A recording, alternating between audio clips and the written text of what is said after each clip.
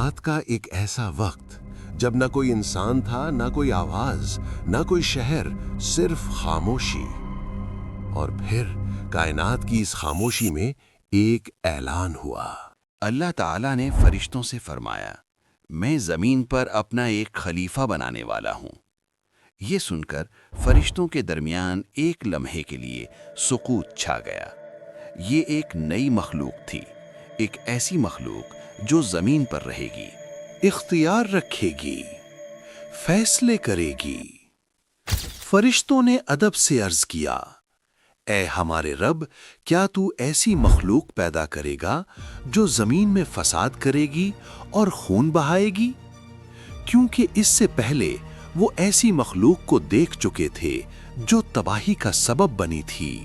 لیکن اللہ کا جواب ایک راز تھا، ایک ایسا راز جو انسان کی عظمت کی بنیاد بننے والا تھا۔ اللہ نے فرمایا، میں وہ جانتا ہوں جو تم نہیں جانتے۔ اور یہیں سے شروع ہوتی ہے حضرت آدم علیہ السلام کی کہانی، انسانیت کی پہلی صبح۔ پھر اللہ تعالیٰ نے زمین کی مٹی کو جمع فرمایا۔ یہ عام مٹی نہیں تھی، اس میں زمین کے ہر حصے کا حصہ شامل تھا۔ اس مٹی سے ایک جسم بنایا گیا جو خاموش تھا، بے جان تھا۔ اور پھر وہ عظیم لمحہ آیا، اللہ تعالیٰ نے اس میں روح پھونکی اور یوں حضرت آدم علیہ السلام وجود میں آئے۔ وہ پہلے انسان تھے، انسانیت کی پہلی تخلیق۔ پھر اللہ تعالیٰ نے حضرت آدم علیہ السلام کو علم عطا فرمایا اور انہیں چیزوں کے نام سکھائے۔ پھر اللہ نے حضرت آدم علیہ السلام کو فرشتوں کے سامنے پیش کیا اور فرمایا، اگر تم سچے ہو تو ان کے نام بتاؤ۔ فرشتوں نے عاجزی سے عرض کیا، اے ہمارے رب، ہم صرف وہی جانتے ہیں جو تو نے ہمیں سکھایا۔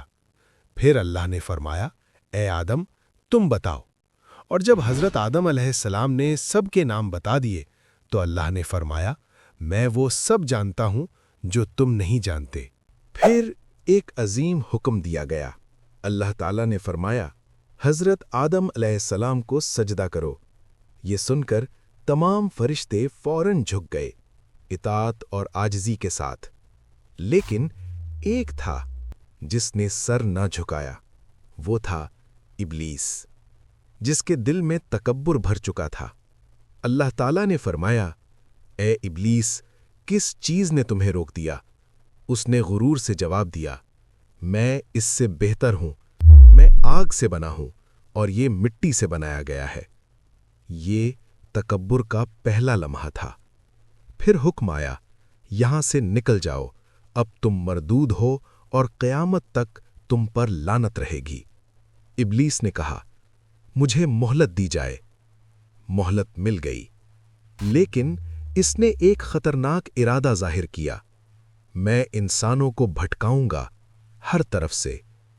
پھر فرمایا گیا، میرے سچے بندوں پر تمہارا کوئی اختیار نہیں ہوگا۔ اور یوں انسان کا پہلا دشمن واضح ہو گیا۔ جنت کی بے مثال نعمتوں کے باوجود حضرت آدم علیہ السلام ایک تنہائی محسوس کرتے تھے۔ اللہ تعالیٰ نے ان کے سکون کے لیے حضرت حوا علیہ السلام کو پیدا فرمایا اور فرمایا، اے آدم، تم دونوں جنت میں رہو اور اس کی نعمتوں سے فائدہ اٹھاؤ، لیکن ایک خاص درخت کے قریب نہ جانا۔ یہ ایک آزمائش تھی اور شیطان اسی انتظار میں تھا۔ اس نے دھوکہ دیا اور انہیں بہکا دیا۔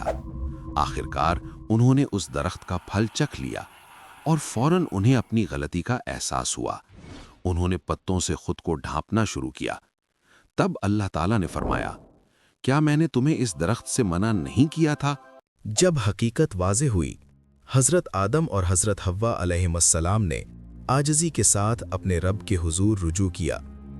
انہوں نے اعتراف کیا کہ ہم سے خطا ہو گئی اور عرض کیا کہ اگر تیری رحمت شامل حال نہ ہوئی تو ہم خسارے میں رہ جائیں گے۔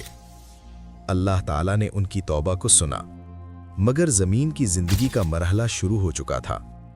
انہیں حکم دیا گیا کہ اب زمین پر جاؤ، جہاں امتحان محنत اور آزمائش ہوگی۔ زمین پر آ کر حضرت آدم علیہ السلام نے طویل عرصے تک اپنے رب سے معافی مانگی اور بالآخر ان کی توبہ قبول کر لی گئی۔ انہیں یہ ہدایت بھی دی گئی کہ جب ہدایت پہنچے تو اس کی پیروی کرنا، وہی کامیابی کا راستہ ہوگا۔ پھر انسانوں کی نسل انہی سے پھیلی اور روایت کے مطابق وہ طویل عمر تک زندہ رہے۔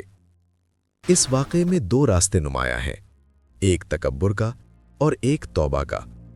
شیطان نے غرور اختیار کیا اور جھکنے سے انکار کیا، مگر حضرت آدم علیہ السلام نے اپنی خطا تسلیم کی اور اللہ کی رحمت نے انہیں ڈھانپ لیا۔ یہی پیغام ہے کہ سچی توبہ انسان کو بلند کر دیتی ہے، کیونکہ اللہ بے حد معاف فرمانے والا اور مہربان ہے۔